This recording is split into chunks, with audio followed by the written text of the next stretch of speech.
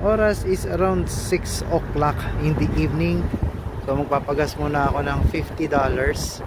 And for today's video or for tonight, sana ganito lang kabilis or sana ganito lang kadali. We call the most valuable player of season 6. Welcome back po dito sa Buhay Canada. I'll just talk to them, okay? Can you turn that on? Buhay natin sa Winnipeg, Manitoba. So makitrip at makitravel dito sa amin sa Buhay Canada. So right here, Elevate Mountain.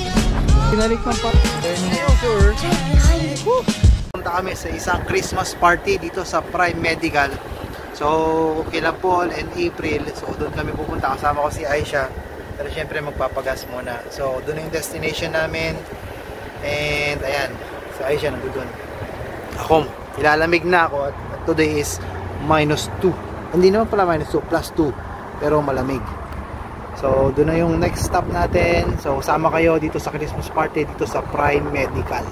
Ito na kami sa location. Hindi dyan pero nandun sa likod namin. At syempre kasama ko si Aisha. Ayan. Oh my God. Ito yung nangyari kanina. Oh, di ba? Posturang postura. Oh, ganda ng lola ko. Hello Philippines and hello world. Shout out to Eve. Hello Philippines and hello world. Ganun maganda, naka-side yung bangs ko or naka-ganon. Sa kahit anong angulo, maganda ka. Para maganda. Ano maganda naka-ganon? I think everything works. Everything works pa yan. Alright, so ayan, hello. So nasa doon yung Prime, ayan, Prime Medical. So doon yung magiging first Christmas party na atin na namin ngayong December. And right now it's around 6:20 and ang ano is 6:30. 6:30 ba ang umpisa? Yes, dapat Canadian time. Yeah, so 10 minutes kaming maaga para at least yung parking is medyo okay pa. So sa ngayon wala pa masyado nakapark. Kaya ayan, dyan muna tayo ngayon pupunta at ang sabi nila yung magaganda ang premyo. Yes, mamaya video mo. Video kayo, papakita ko sa inyo yung mga prices nila. Showcase. Dito ko kami kuha ng mga pangkabuhayan showcase. So, pagdasal mo, sana sana nga makuha natin. I know. Anyway, so yan, sama kayo dito sa Christmas party ngayong araw na to at hindi na sayang yung pagpapagupit. Ayan, at siya nakapagpakulot at nakapagpa-makeup. Oh, alright. We'll see you in a bit dito sa Christmas party. Ayan, we have the OMT, si Jaisel. Siya yung sponsor ng kape. Tapos, ayan, dyan si Paul, si April, si Kuya Brian. Tapos, ito yung kanilang catering. Tapos yung party yata nandun sa kabila. Ito, ano, F-boy. Yung forma mo, F-boy eh.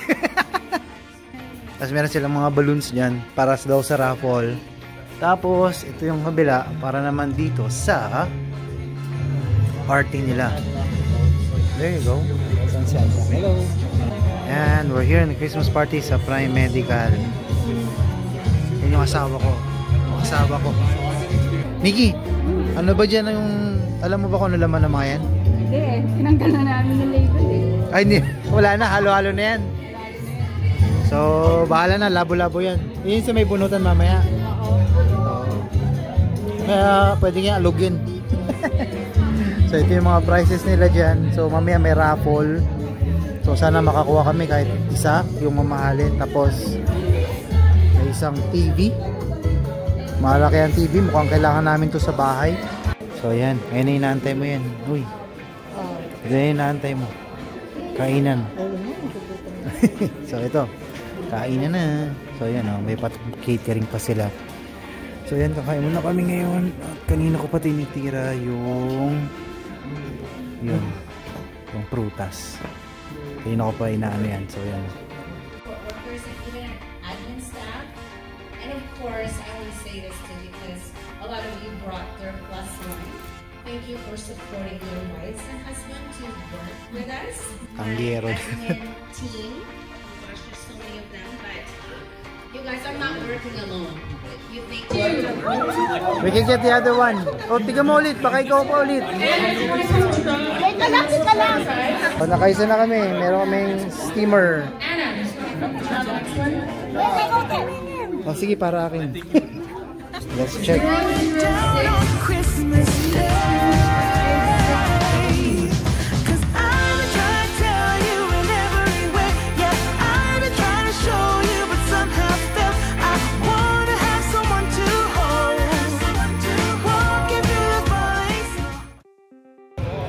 Alright, good morning! So today is Sunday. Okay. Ayan, today's championship game. Today is Sunday dito sa Maples Basketball.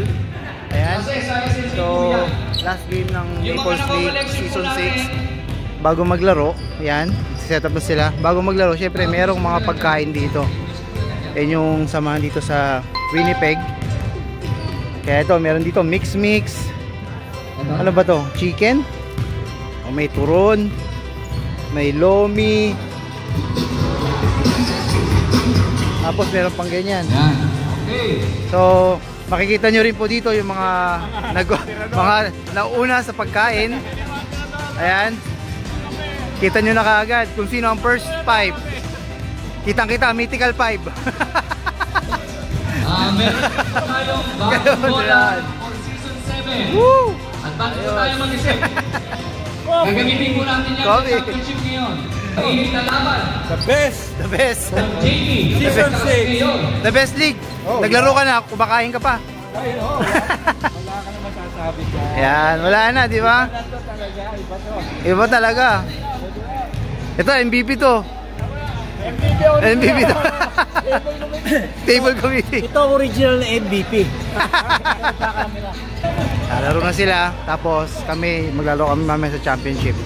Tapos, pero syempre ako, kakain na muna ako kaagad. Laro lang po tayo ha. Laro lang po tayo. Okay? Round of applause sa Team Mayor.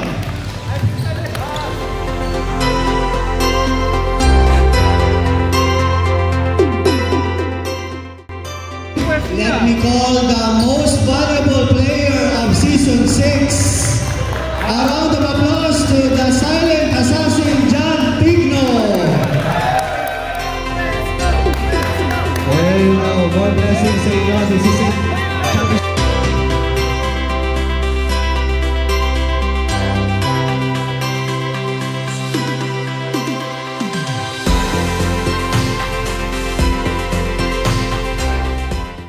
Right, good morning. Snowy day. So papunta ako kay Aisha. Susunduin ko na siya sa work. Pero bago ang lahat, kailangan muna natin mag-drive thru dito sa Tim Hortons. So dito lang yan. Bago pa pasundo kay Aisha. So coffee is life dito sa Canada. Especially kahit wala kang almusal, ito pwede lang ito yung mismong almusal mo sa umaga. Order muna ako ng aking kape. Yung kape ko dito is $2.30. Order ako ng large triple. You have a large triple? Yeah. And that's everything. Thank you. Ganyan lang kabilisan mag-order ng kape. Oras is around 7:30 in the morning. So, yan, madilim na rito. Hi. What's up, man? Kuya, we'll see you Wednesday. Yeah. Wednesday, I'll be there. Okay, good. Kasama ko yun sa basketball dito pag naglalaro kami sa Meadows West. Yun. Isa sa kasama natin na naglalaro. Okay, so ito yung klase ng snow na ayoko talaga. Kasi kagabi nag-snow, pero mix ng rain, tapos biglang nag-snow, tapos ngayon nag-freeze na. It's around -6 degrees Celsius. So ayan, so tapos ko nang i-shovel yung sa harap, tapos yung sa amin tapos na din. So ito na lang, dito na lang sa bahay, and yung parking garage. Ayan, so yun yung ginagawa ko. So it's around 8:20 in the morning. Kasi Aisha nandoon sa loob ng bahay. And ako naman, ito, shovel. So ganito lang yung buhay dito. So dapat masipag ka, especially kapag may bahay ka na rito or meron kang tinitiran, kailangan nakikiambag ka sa paglinis ng snow kasi mahirap, especially yung ganitong klase ng mix of rain, snow and cold. So ayan o, nagyelo yung texture niya. Ayan. So yun yung mahirap tanggalin at siya yung delikado, siya yung madulas. So ang ininext ko na ay ito, papalabasin ko na yung semento niyan para hindi siya mahirap tanggalin, lalo na kapag nag-snow ulit ng isa pa. So ayan, ganito lang kabilis yan, no? Sana ganito lang kabilis or sana ganito lang kadali yung magtanggal ng snow.